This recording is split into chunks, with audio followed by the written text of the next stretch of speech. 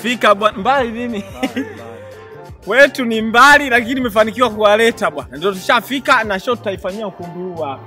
Yaangalia mandhari hivi na nini. Kwetu ni mbali lakini pazuri. Hapa panaitwa home ground.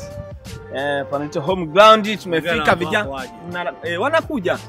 Ndugu zangu akawajense, ndugu zangu wansemlwa, ndugu zangu wa Makanyagio, Mpanda hoteli kule kote. Sasa dogo ndo nataka kuone, nitakuletea. Vijana niliwataja na nasema nataka nione au wahuni wako wapi.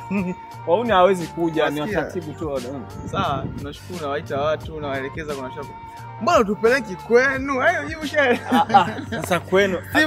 Sasa mimi mimi sijazaliwa mjini hapa kwamba katika. Tuko vijijini. Tutaenda. Mimi simlalamika hapa mbali. Kama ulifukuzwa useme. Walikwambia usije ukarudi tena nyumbani. Haina shida, sawa. Tupeleke kwenu. Wauni kawajense, Makanyagio. Jamani tuko home ground. Tushafika. Tutawapostia nyingine. Tutafika. Manza hapa watu wanajirekodi. Mje jamani, mje msimdhalilishe huyu Simba Kilaka. Msipokuja. Anasema kwao anakubalika kuliko sehemu yoyote.